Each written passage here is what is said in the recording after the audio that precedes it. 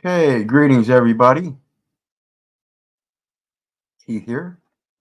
Hoping everybody's having a good day, enjoying life, living life, loving life.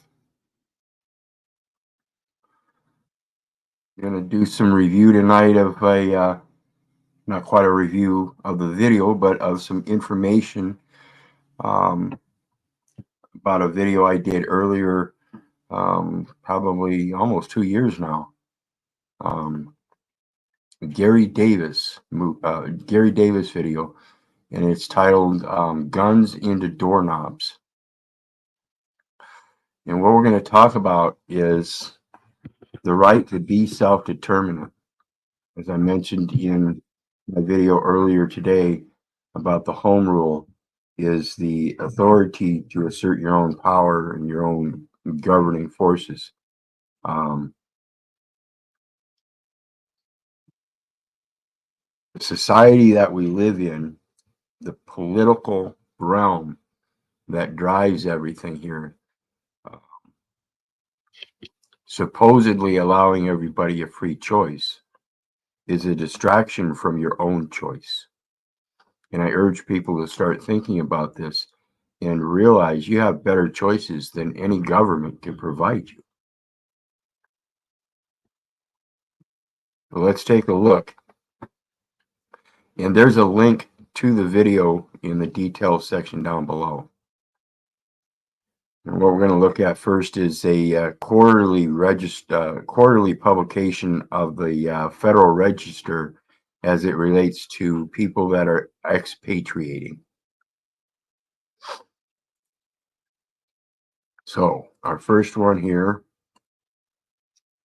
Federal Register, quarterly publication of individuals.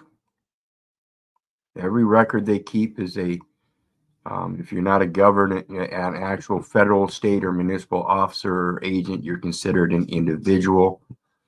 And even in those cases, I think it would be inclusive as an individual, a public officer performing the functions of public office. Because everything you do relating to this society when you're out and about has to do with that political realm that makes the choices of how the public accommodates the general population. And it says quarterly publication of individuals who have chosen to expatriate. This notice is provided in accordance with IRC section 6039G of the Health Insurance Portability and Accountability Act, HIPAA, 1996, as amended. So people that are expatriating, it has to do with HIPAA. This listing contains the name of each individual losing United States citizenship, with respect to whom the Secretary received information during the quarter ending June 30th, 2023. For purposes of this listing, long-term residents as defined in Section 877E2 are treated as if they were citizens of the United States who lost citizenship. So it doesn't matter what kind of residency that you're in. It's called the expatriation, and you're giving it up, and that's that citizenship. And they go on and they start listing them, and there's a whole list of them, as you can see.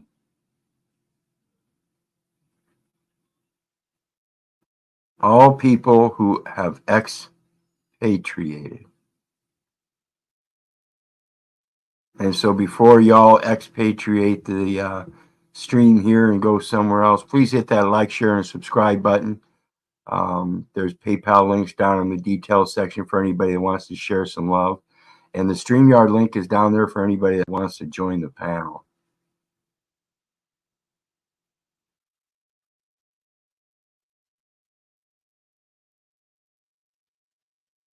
Imagine that. All of these people expatriate. This is just in one quarter. This is just in 3 months.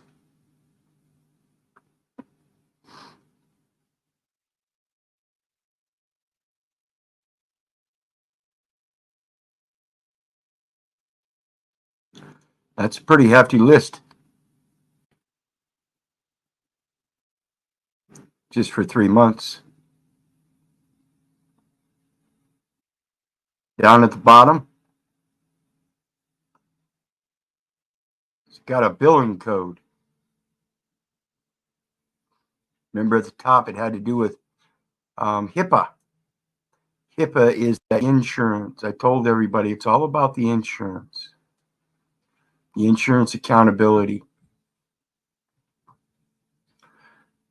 And most often what happens in these transactions is somewhere along the line, there's a transfer of insurance underwriting risk, and that transfer goes to you, yourself. The next one we're going to look at is from the National Archives, and it's the history of the Declaration of Intention, 1795 to 1952. Now, I'm sure they've got something updated on this. This is the only thing I could find at the moment. I can do deeper research, but this is just to give a correlative concept of what's going on that you really need to start thinking about. And it's not a matter of filing paperwork and all of that stuff. Your acts speak louder than your words. Filing a declaration of intention was the first step toward naturalization for most persons seeking United States citizenship between January 29, 1795 and December 23, 1952. As its name suggests, an alien declarant making a declaration of intention, also called first papers, pledged under oath that they intended to renounce all allegiance to any foreign governments and become a loyal United States citizen. That's for naturalization of people that are aliens. What happens through the enumeration at birth is that the United States nationality is conferred upon everybody born in one of the states of the Union. It's a grant of United States citizenship. In other words, a gift. And equity does not complete an imperfect gift. What happens when one renounces all allegiance to any foreign governments and becomes a loyal United States citizen?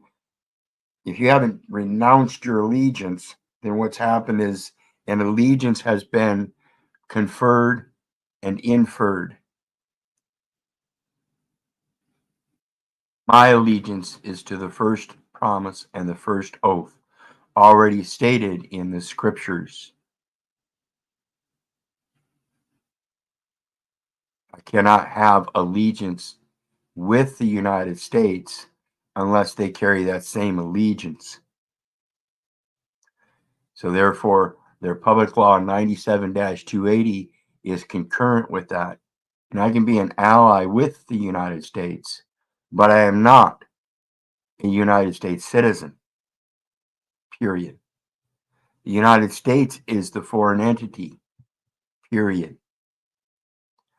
The United States is a corporate entity, period.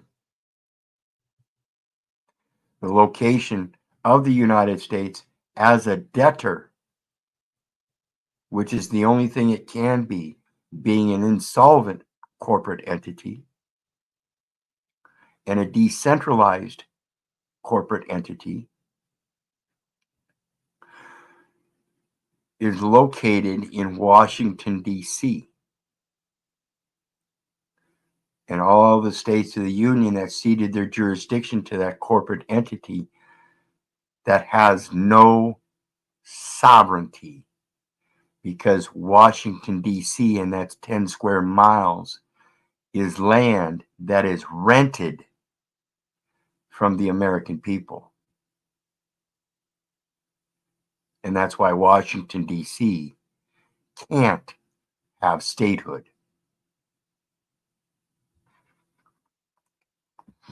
The next one we're going to talk about is the Universal Declaration of Human Rights. And it says it's a milestone document in history of human rights drafted by representatives with different legal and cultural backgrounds from all regions of the world. The declaration was proclaimed by the United Nations General Assembly in Paris on December 10th, 1948. General Assembly Resolution 217A as a common standard of achievements for all peoples and all nations. Okay? You do not have to be a national for this document to be pertinent to how you interact with the rest of the world and its peoples and nations.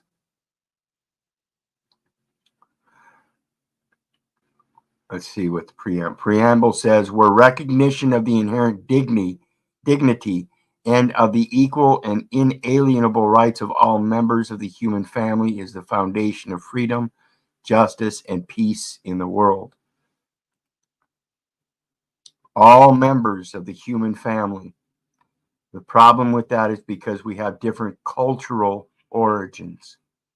So even though they're posing equal rights for all members of the human family, they cannot exist as equal rights because each culture has differences that bring upon variances of those very rights.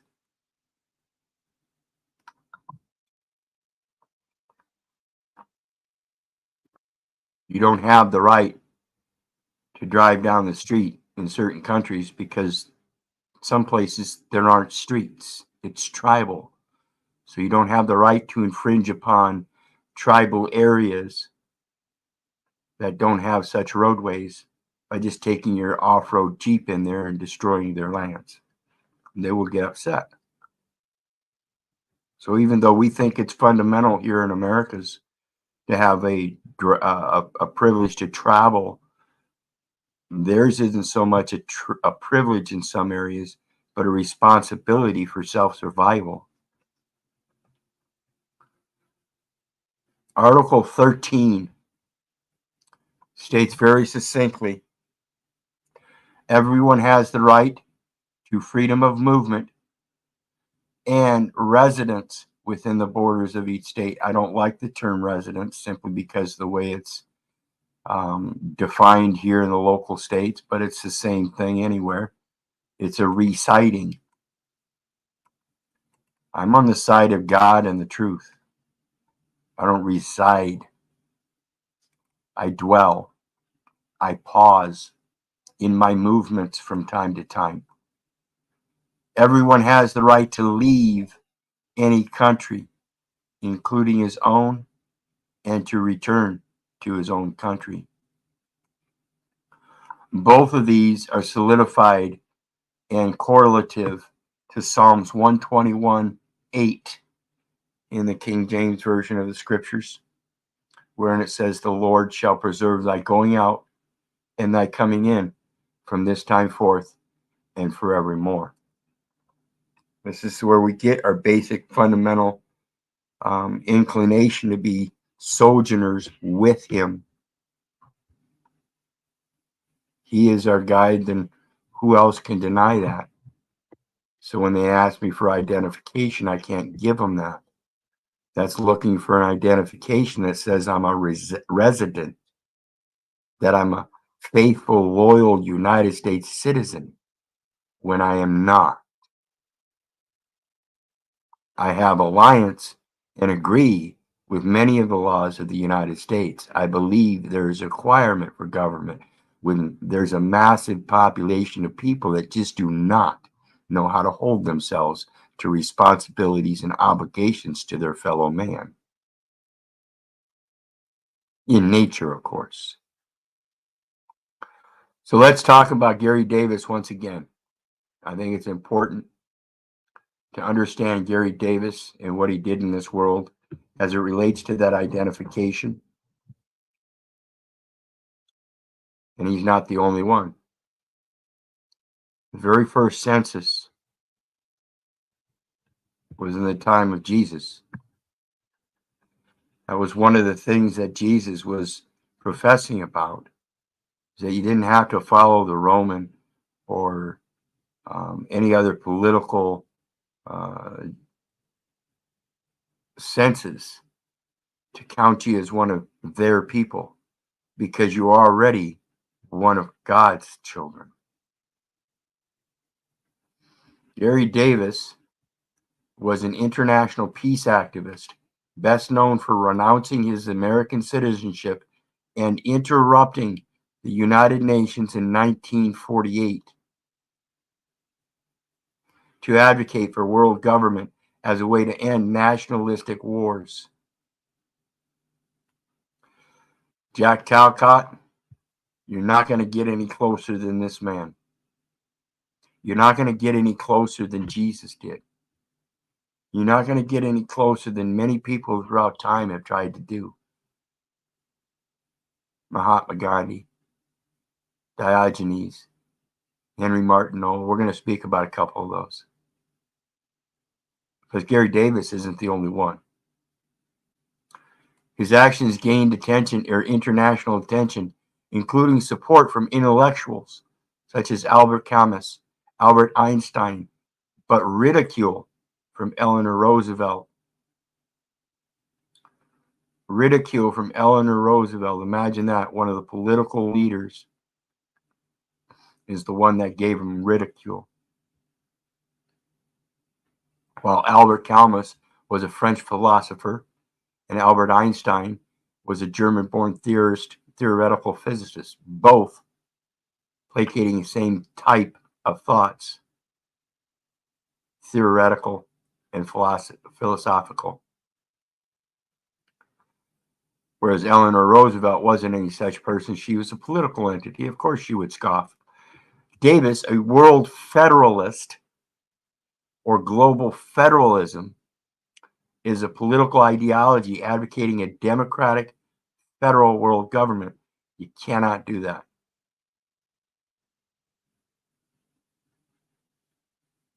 Democratic federal world government, not going to happen. Founded the nonprofit World Service Authority in 1953 to educate and promote world government. The World Service Authority issues world government documents such as the World Passport, and they call it here a fantasy travel document based on his interpretation of Article 13.2 of the Universal Declaration of Human Rights that we just read. Fantasy travel document says it's a camouflaged passport, is a document designed to look like a real passport issued in the name of a non-existent country or entity. In the name of a non-existent country or entity. It may be sold with matching documents such as an international driver's license, club membership card, insurance documents, or similar supporting documents.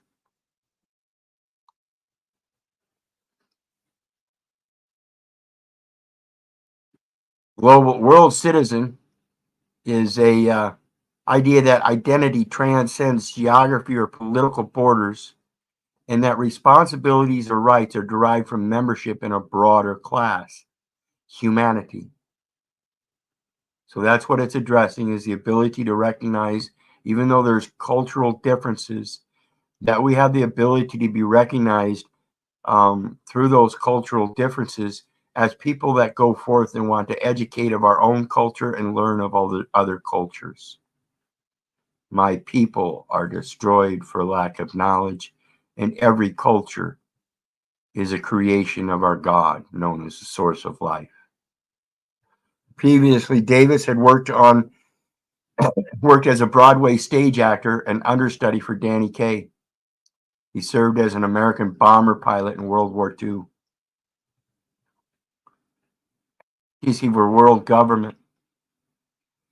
Pained by his own brother's war death and at the death he caused other families by bombing the city of Brandenburg in World War II, and fearful that the nuclear war could terminate humanity, Davis's relinquishment of United States nationality in 1948 led him to declare himself a citizen of the world.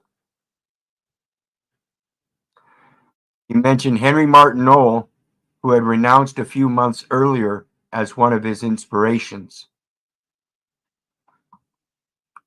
In France, his Gary Davis Council of Solidarity, that's what the SOL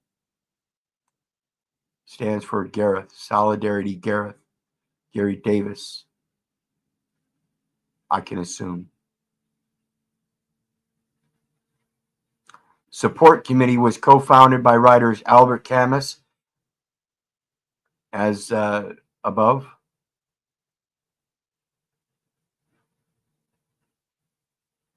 Albert Camus, the philosopher, French philosopher, author, dramatist, journalist, and political activist. Recipient of Nobel Prize in 1957 at the age of 44. Andre Breton and Claude Bourdieu, and MOS movement originator Abbé Pierre, as well as Robert Sarrazac, a former leader of the French resistance, who joined Davis in founding the Citoyens du Monde, World Citizens Movement. Davis interrupted a session in the United Nations General Assembly on November 19th, 1948, so just prior to the enactment of the Declaration of Human Rights. We the people want the peace which only world government can give, he proclaimed. The sovereign states you represent divide us and lead us to the abyss of total war. The sovereign states you represent. The United States represents sovereign states, but has no sovereignty itself. This is the power of the states to be able to relinquish from that very constitution and go ahead and create a constitution with and in concurrence with the UN on their own, or just do their own. The rest of the world has to put up with it however they deem necessary. But the people of the state have the sovereign ability to disassociate. And they can do that en masse or singularly, one at a time. You do not have to accept the sovereignty of the states, for they too are dependent upon that written letter of the law. The state does not have a heart wherein the word of God is printed upon with the right index or the index finger of his right hand. It doesn't happen. That's a fictional entity. Along with his committee support, he rallied over 15,000 people in Paris to demand that the UN recognize the rights of humanity.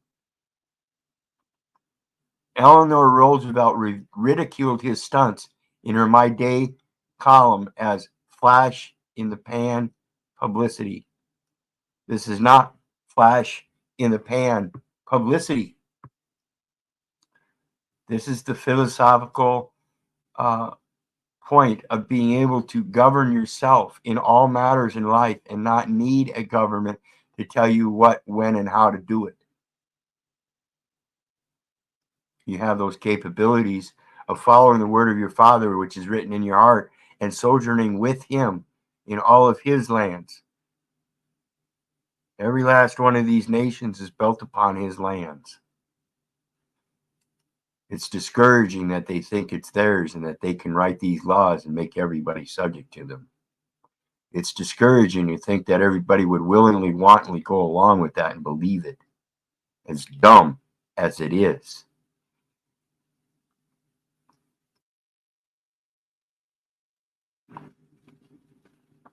Yes, damsel.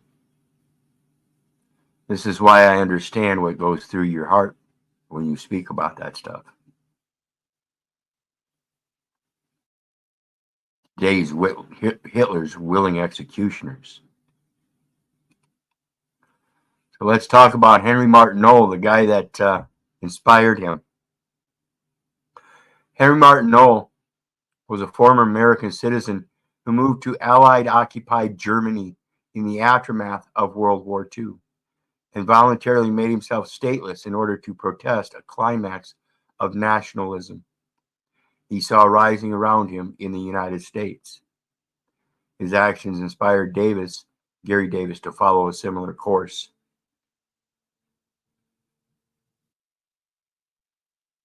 So he established a dwelling place in Germany after the displacement of a very large portion of the German population. A very large portion of that German population that was displaced ended up here in America, not just Operation Paperclip. Those were the scientists and doctors and everything that came over. But there were over 10 million people in Germany that were displaced after World War II. A large portion of them came over here to America. My grandparents were some of them. My grandparents were, as I've spoken, Hitler's willing executioners. I come from a legacy of idiocy, of believing that we should follow the word of another man. My apologies as well. After his withdrawal from Harvard, Noll, again, this is the guy that received the Nobel Prize.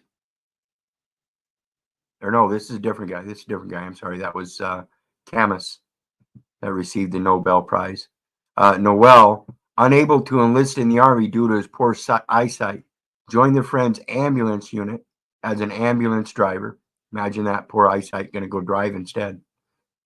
In which capacity he served in India and Italy. Noel arrived in Germany in September 1947 after working for American Aid to France, Inc.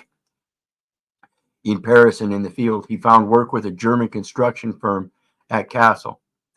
He earned a wage of 25 marks per week and lived in a tiny room with no electric light. See, that no electricity and dirt floors wasn't really too long ago, folks. He subsisted on German rations of 1,550 calories per day.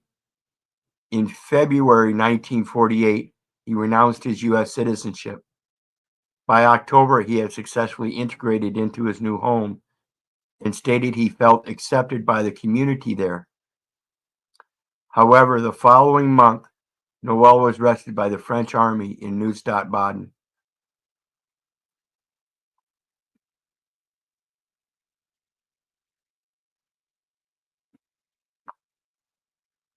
The Montreal Gazette described Noel's action as a gesture bound to be in vain. His personal error is in supposing that an individual protest of this nature can be effective. It most certainly can. The problem is the rest of society doesn't want it to be effective, so they will hunt people like this down. You must be our slave. You cannot do that. That's impractical. You must be recorded. You must be tracked. We must know where you're at. Who is we? Again, every last one of these are fictional entities. Paul Gallico described Noel as part of a trend of youthful U.S. citizens with bleeding hearts who renounce family ties, our way of life, and depart these shores to snuggle up to a gang of brutes. That is false. That is false. They're not bleeding hearts. They're people who really think about their individuality and the importance of being able to stand up and express that to your inherent right of nature, and not some political, religious, or some polity of privileges. They gave up the family ties probably because they're all stuck with privileges, licenses, and everything. The way of life of licensing. Of course, I can see how I would give up those things. I've already done that. In contrast, the Christian Science Monitor wrote a largely supportive editorial, of course. Gary Davis also described Noel as one of his inspirations for his own renunciation of citizenship and subsequent creation of the World Service Authority. Soon after Llewellyn Davis' renunciations, Arthur W. Taylor, an African American from Chicago, also renounced his citizenship at the United States Embassy in Paris, making him the third former American to become stateless that year. So that was just in 1 year. 3 people that gave up sovereignty in 1948. You saw that list we showed you of just the last 3 months. So don't tell me that you can't give up your nationality and conduct yourself under your own affairs. It's very much possible. And like I said, that's the story that I get from Jesus, is that he was teaching people how to be themselves, and they didn't need the rule of warring factions saying that they had to be drafted into their services and be employed by them. The next one, Diogenes. Now, Diogenes goes back in time now to 412 to 404 BC to 323 BC, also known as Diogenes the Cynic or Diogenes the Sinope, which was a Greek philosopher and one of the founders of Cynicism. Cynicism being a school of thought originating in the classical period and extending into the Hellenistic and Roman imperial periods. According to Cynicism, people are reasoning animals, and the purpose of life and the way to gain happiness is to achieve virtue. Reasoning animals, and the way to a successful life is reaching for virtues, reaching for goodness.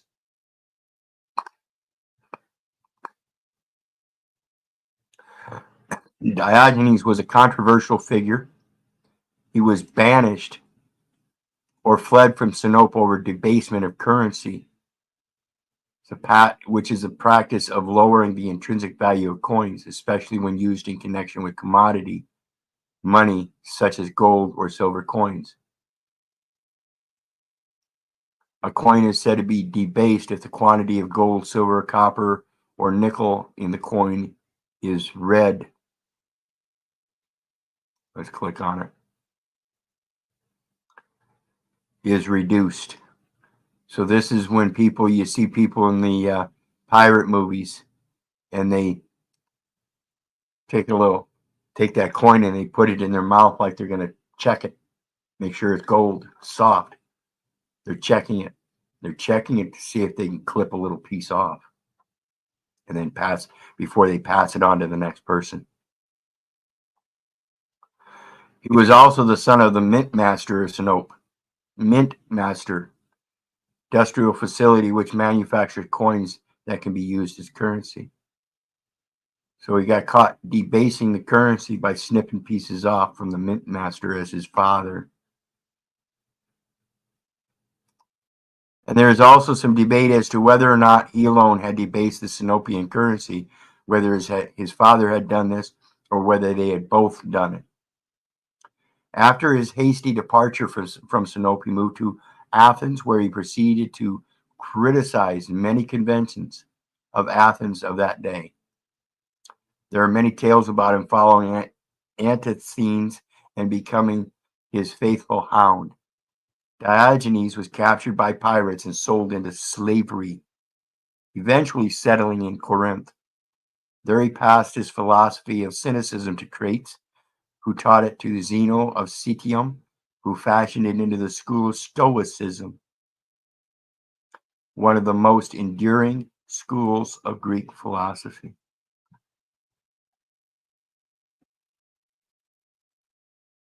So we see people, it seems like people throughout history and time that have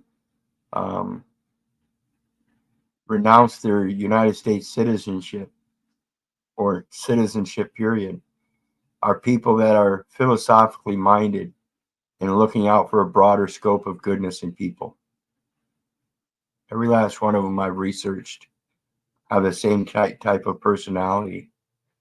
And that's not to say that they're cupcakes and they believe everybody should be a bleeding heart, as the one part said. No, it's the ability of being able to pick up that sword too. You got to be able to govern yourself in all affairs. So when it comes time to fight, you got to fight because it's worth fighting for. Hope you guys understand tonight's video here in relations to how to free yourself by reaching for virtues. Slowly but surely, as you do, the greater you will become, the better you will do day in and day out, the smarter you will get, the more you'll be able to use that knowledge wisely, the more positive effect it will have on your life, and the more other people will see those actions speaking louder than words. They will start asking you questions. Why do you do this? How do you get away with that? How come it's like this for you, but it's different for me? That's truly what's going to get people to comprehend the differences. And that's why I'm doing what I'm doing. I'm sorry it's taking so long, but it is quite the web. And I hope here soon it'll start snowballing so people will start hearing the word through the ranks that no, I'm not subject. And there's a correction of the records that needs to be taken care of. And that was the conference of the nationality of the United States citizenship, which is an impossibility to happen at that time. When you're born, through that enumeration at birth of destroying your spirit, they're creating a log, they're creating a book, they're creating a register, a record that you are a United States citizen instead of recognizing that you're a child of God. I urge you all to start learning how to put that out first when you have children. No, no, no, no. He'll decide whether he wants to become an alliance, be aligned with you as the United States when he's capable of making that decision for himself.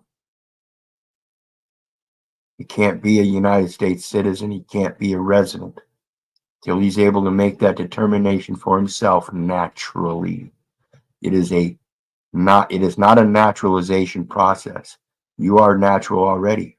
It is a political process, not a naturalization process.